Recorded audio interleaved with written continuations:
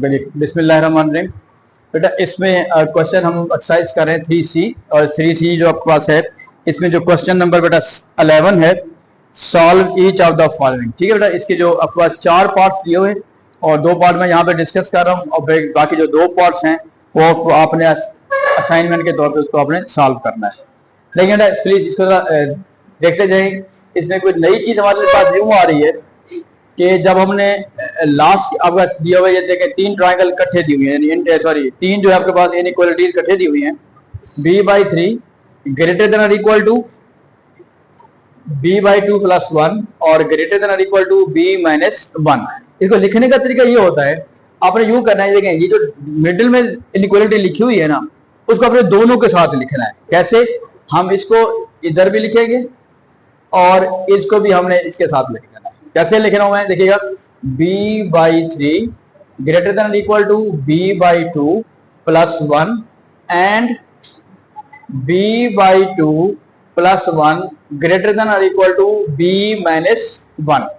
ठीक हो गया? तो हम इसको देखिएगा, ये आपके पास जो इनइक्वालिटीज थी हमने इसको 2 इनइक्वालिटीज में कन्वर्ट कर लिया। क्लियर हो की बात है बेटा? अब हमने लास्ट क्वेश्चन जो किया था, इसका क्वेश्चन नंबर 3 जो किया था, उसमें पहले से ही 2 इनइक्वालिटीज अलग से दी हुई थी। ठीक हो गया? इसमें क्या है, जब इस फॉर्म में लिखा होता है तो हम 2 इनइक्वालिटीज को अलग से बना लेंगे। क्लियर है बात बेटा? अब हमने क्या करना है, ये बेसिकली 2 इनइक्वालिटीज को आपने अलग अलग सॉल्व करना है। अब कैसे सॉल्व करेंगे? देखिए बेटा, ये फ्रैक्शन में आ रहा है, तो जब हम फ्रैक्शन को सॉल्व आउट कर रहे होते हैं तो फ्रैक्शन में आप देखेंगे वहां पे हम एलसीएम का जो कॉन्सेप्ट है वो वहां पे ले रहे होते हैं। ठीक है जी? अब कैसे करेंगे? देखिए ये बेटा लिखा हुआ है 3, ये लिखा हुआ है हमारे पास 2 और ये क्या लिखा हुआ है हमारे पास 1 लिखा हुआ है। तो देखिए 3, 2 और 1, इसका जो बेटा एलसीएम बनेगा दैट विल बी 6। क्या बनेगा? 6 एलसीएम बनेगा। और बेटा ये देखें 3 है 2 है, इसका एलसीएम क्या बनेगा बेटा? 6 आएगा। ठीक है? आपको बात जैसे पता है कि आप एलसीएम आराम से इस तरह ले सकते हैं, ये 3 और 2 के हवाले से। अब आपने क्या करना है कि जो एलसीएम आ रहा है उस एलसीएम को आपने तमाम टर्म से, हर टर्म से मल्टीप्लाई करना है। कैसे करेंगे? 6 को बेटा हम b/3 से भी मल्टीप्लाई करेंगे, ग्रेटर देन इक्वल टू 6 को आपने b/2 से भी मल्टीप्लाई करना है और 6 को हम 1 से भी मल्टीप्लाई करेंगे। क्लियर होगी बात जी? अब इसमें इस सवाल में सिर्फ ये इंपॉर्टेंट जो फर्स्ट स्टेप है वो इंपॉर्टेंट है, बाकी जरा सवाल आसान हो जाएगा। कैसे देखिएगा, 3 1 3 2 2 1 और 2 3 था। अब देखें 2 को जब b से मल्टीप्लाई करेंगे that will be 2b greater than equal to 3b और फिर हमारे पास क्या आ जाएगा प्लस 6 1 6 आ जाएगा। तो यूं समझ लेंगे ये आपके पास बिल्कुल सेम सिंपल सी 6 को जब 1 से मल्टीप्लाई करेंगे तो 6 1 6 हो जाएगा। चलिए जी, अब हम क्या करें बेटा देखिएगा, अब यहाँ पे हमारे पास बात क्या आ रही है, ये लिखा हुआ है 2b ग्रेटर देन और इक्वल टू 3b। अगर मैं 3b को इस साइड पे ले जाऊंगा लेफ्ट साइड पे तो नेगेटिव का आ जाएगा। हम कोशिश करते हैं कि जो कोफिशिएंट है यानी वेरिएबल है उसका जो कोफिशिएंट आपके पास है वो नेगेटिव में ना आए। तो पॉजिटिव करने के लिए मैं यूं कर रहा हूं, 2b को उधर ले जाऊं और 6 को इधर ले आता हूं। देखिए सिंबल को हम वैसे रहने देंगे, ये 3b होगा बेटा। जब 2b राइट पे जाएगा, ये प्लस का 2b है, उधर क्या जाएगा माइनस का 2b। ये प्लस का 6 है, जब ये लेफ्ट पे आएगा क्या जाएगा माइनस। तो that will be -6 greater than equal to 3b - 2b, ये b आ जाएगा b। अब इसको पढ़ेंगे कैसे, रीड कैसे करेंगे, b is लेस देन और इक्वल टू -6। कैसे रीड करेंगे बेटा, b is -6। तो या हम इसको यूं भी लिख सकते हैं r करके कि b लेस देन और इक्वल टू -6। ठीक हो गया? अब हम नेक्स्ट पे आ जाते हैं। अब देखें इसके नीचे भी अगर फ्रैक्शन नहीं दिया होगा इसको भी आप लिख सकते हैं, ये 1/1 है, ये b/1 है और ये भी बेटा क्या है 1/1 है। यानी हमने अगर एक फ्रैक्शन है उसको सबको फ्रैक्शन की फॉर्म में लिख दिया है। अब होगा क्या, सब में देखें डिनोमिनेटर में या तो 2 लिखा हुआ है या 1 लिखा हुआ है। अब 2 और 1 का एलसीएम क्या बनेगा बेटा 2 बनेगा। शाबाश, एलसीएम क्या बन गया बेटा 2। अब हमने क्या कर रहे हैं, जो भी एलसीएम आएगा आपने उसको हर टर्म से मल्टीप्लाई करना है। तो क्या करेंगे, 2 को आप इससे भी मल्टीप्लाई करेंगे, 2 को आप 1 से भी मल्टीप्लाई करेंगे ग्रेटर देन इक्वल टू 2 को हम b से भी मल्टीप्लाई कर रहे हैं और 2 को हम 1 से भी मल्टीप्लाई कर। अब बेटा क्या होगा, ये 2 से 2 कैंसिल हो गया, आगे कहीं फ्रैक्शन नहीं है, तो that will be b + 2 1 2 greater than equal to 2b-2। हाँ जी, यहां तक किसी को प्रॉब्लम बेटा? ठीक है, अब हम क्या करने जा रहे हैं देखें, फिर वही बात, ये प्लस का b है, ये प्लस का 2b है। अगर हम इसको इस साइड पे ले आएंगे लेफ्ट पे तो नेगेटिव हो जाएगा। हम चाहते हैं कि नेगेटिव में ना आए, तो इसका फिर तरीका ये है, हम इस b को राइट पे ले जाते हैं और इस 2 को लेफ्ट पे ले आते हैं। देखें, ये 2b पहले से होगा बेटा, ये जब प्लस b राइट पे जाएगा that will B minus b, और ये बेटा 2 लिखा हुआ है प्लस का, ये जब इधर रहेगा तो ये माइनस माइनस प्लस हो जाएगा। ये माइनस का था, जब ये लेफ्ट पे आएगा तो उसका साइन चेंज हो जाएगा। अब बेटा क्या बन जाएगा, 4 ग्रेटर देन इक्वल टू ये b आ जाएगा, या हम लिख सकते हैं कि b इज लेस देन और इक्वल टू 4। अब देखें ये b की वैल्यू और ये 2 आ जाए। इसको लिखने का तरीका क्या होता है, यहाँ पे नंबर लाइन किसी ने कोई बात नहीं की, नंबर लाइन में नहीं बनाएंगे। अब लिखने के देखेंगे कैसे, देखें b आपके पास, देखें आप दोनों में देखिएगा प्लीज, ये क्या लिखा हुआ है बेटा, b इज लेस देन और इक्वल टू -6। ये क्या लिखा हुआ है, b इज, अच्छा आप यहाँ पे इंपॉर्टेंट बात देखिएगा, दोनों ही लेस आ गए, दोनों ही आ गए लेस आ गए। अब यहाँ पे 3 कंडीशन हो सकती है, 3 कंडीशन हो सकती हैं, या तो एक लेस होगा, वेरिएबल को जो पढ़ेंगे, एक ग्रेटर होगा, एक कंडीशन। दूसरी कंडीशन क्या देखें, जैसा ये है, ये दोनों ही लेस आ गए हैं और हम वेरिएबल को रहे हैं। या तीसरी कंडीशन ये हो सकती है कि दोनों ही ग्रेटर आ जाए, दोनों ही क्या आ जाए बेटा, ग्रेटर आ जाए।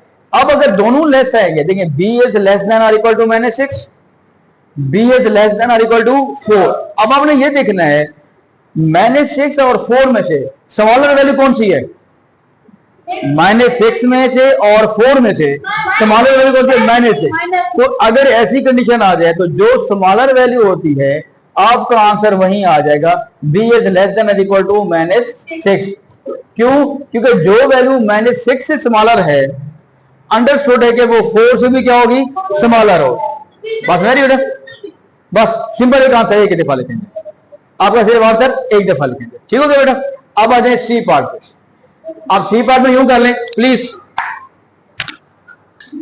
अच्छा देखिए सी पार्ट में बेटा क्या करेंगे, फिर वही कॉन्सेप्ट आपने बनाना है कि ये जो 3 इनइक्वालिटीज दी हुई है मिक्स करके उसको अपने 2 इनइक्वालिटीज में कन्वर्ट कर लेना। ठीक है, इनको 2 को अलग लिख लेंगे बेटा, और जो मिड इनइक्वालिटी होती है हमने उसको दोनों के साथ अटैच कर लेते हैं प्लीज।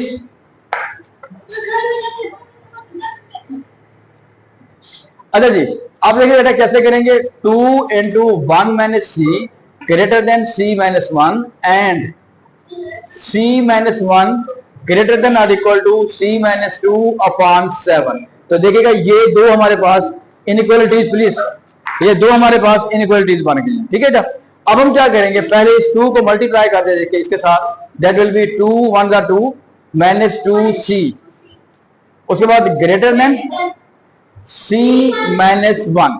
अब आप देखने बेटा देखें ये 2 है, ये माइनस 2c है, अगर हम 2c को इस साइड पे ले जाते हैं तो पॉजिटिव हो जाएगा, और 1 को अगर हम लेफ्ट साइड पे ले आएंगे तो क्या हो जाएगा, वो पॉजिटिव हो जाएगा। ठीक हो गया, ये नेगेटिव है जहां पे जाके पॉजिटिव हो जाएगा। और जिसमें साइन ऑफ एरो बना रहा हूं तब भी आप वर्किंग के तौर पे इसको बना सकते हैं। अब बेटा मैं कैसे लिख रहा हूं, देखिए सिंबल हम वहीं रहने दे रहे हैं, 2 लिखा हुआ है और -1 जब उधर जाएगा दैट विल बी +1। ठीक हो गया। अब देखिए यहाँ पे लिखा हुआ है c पहले से मौजूद है, जब -2c राइट पे जाएगा क्या हो जाएगा, +2c हो जाएगा। क्लियर बेटा। अब आपका सिंबल वही है, अब लिखेंगे 3 और 1c + 2c that will B 3c। ठीक है जी। अब हम जब 3 से डिवाइड करेंगे इसको तो c 3/3 तो क्या बन जाएगा बेटा, c ये 1 आ जाएगा। अब इसको रीड कैसे करेंगे, c इज लेस देन 1, तो आप इसको यूं भी लिख सकते हैं या मैं इसको यूं लिख रहा हूं कि c is less than 1। Clear होगी बात बेटा। अब आ जाए इस पे, अब यहां पे हमारे पास क्या आ रही है, इसके नीचे अगर हम 1 लिख लेते हैं, इसलिए क्या लिख लेते हैं 1। ठीक है, तो अब ये देखिए सबके नीचे 7 है, इस सब के नीचे मैंने क्या लगा दिया है, 1 लगा दिया। तो और देखिए 7 और 1 इसका जब हम एलसीएम लेंगे, एलसीएम क्या आएगा बेटा, एलसीएम क्या आ जाएगा 7। तो मतलब ये है कि हम 7 को इससे भी मल्टीप्लाई कर रहे हैं और 7 को हम इससे भी मल्टीप्लाई कर रहे हैं। क्लियर होगी बात। ये मैंने ये जान के 1 लिखा हुआ है ताकि फ्रैक्शन का कॉन्सेप्ट क्लियर हो जाए आपका। ठीक हो गया। अब देखिए ये तो कैंसिल नहीं होगा, अब इसको इससे मल्टीप्लाई करेंगे, 7c - 7 1 = 7। अब यहाँ पे कॉमन मिस्टेक है, कॉमन मिस्टेक बच्चे करते हैं कि सी को पहली वैल्यू को इससे तो मल्टीप्लाई कर देते हैं लेकिन दूसरे से मल्टीप्लाई नहीं करते। तो ख्याल रखना है कि दोनों से मल्टीप्लाई होगा, नहीं बस ये ऊपर होगा क्योंकि ये नीचे 1 है तो 1 1 1 हो गया। अब आ जाए ग्रेटर देन और इक्वल टू। देखिए ये 7 से बेटा क्या हो गया, 7 कैंसल आउट हो गया तो क्या बचेगा यहाँ पे c माइनस 2, c माइनस 2। अब हम क्या कर रहे हैं, c को उधर ले जाएंगे तो 7c minus c greater than equal to -2 बेटा, और -7 को जब हम राइट पे ले आएंगे साइन क्या हो जाएगा, पॉजिटिव हो जाएगा, प्लस का 7 आ जाएगा। 7c माइनस 1c क्या आंसर आएगा, 6c greater than equal two plus का 5। अब हम लिखेंगे 6 से जब डिवाइड करेंगे c इज ग्रेटर देन और इक्वल टू 5/6, ठीक है, 5/6, ठीक है। अब आप देख रहे हैं एंड में प्लीज, जब अभी मैं समझा रहा था आपको कि मैंने कहा कि 3 केसेस हो सकते हैं एंड में, एक ग्रेटर होगी एक लेस होगी, या दोनों लेस हो सकते हैं या दोनों ग्रेटर हो सकते हैं। देखिए अब यहाँ पे आ रहा है c इज लेस देन 1 और यहाँ पे बेटा क्या आ रहा है c इज ग्रेटर देन और इक्वल टू 5/6। तो c को आप लिखेंगे दरमियान में और जिससे ग्रेटर है उसको हम लेफ्ट साइड पे लिखते हैं और जिससे स्मॉलर है उसे क्या लिखेंगे, लेफ्ट राइट साइड पे। तो इसको आप रीड कैसे करेंगे बेटा प्लीज सुन ले, रीड इस तरह करना है, c इज पढ़ना c से आपने, c इज ग्रेटर देन और equal to 5/6 and c is less than 1, ठीक हो गया। तो ये आपका आंसर है। बेसिकली हम इसको रेंज भी कहते हैं। अगर वो उसने क्वेश्चन नहीं कहा होगा कि रेंज निकालें तब भी आप एंड में आपने आंसर इस फॉर्म में देना है, क्लियर बात। लेकिन अगर वो नंबर लाइन में तो कह रहा है इजाफी तौर पे you have to draw the number line, तो फिर आप नंबर लाइन भी बनाएंगे। अगर वो कहता है कि आपने इसमें इंटीजर्स लिखने हैं, इंटीजर वैल्यूज, तब आप नंबर लाइन बनाने के बाद आपने इंटीजर वैल्यू भी लिखनी है। इंटीजर्स क्या होते हैं बेटा, 0 होता है, पॉजिटिव नंबर भी होते हैं, नेगेटिव नंबर भी होते हैं, but neither in fractions nor in decimals, ठीक है जी, क्लियर होगा बेटा। चलें जी, थैंक यू।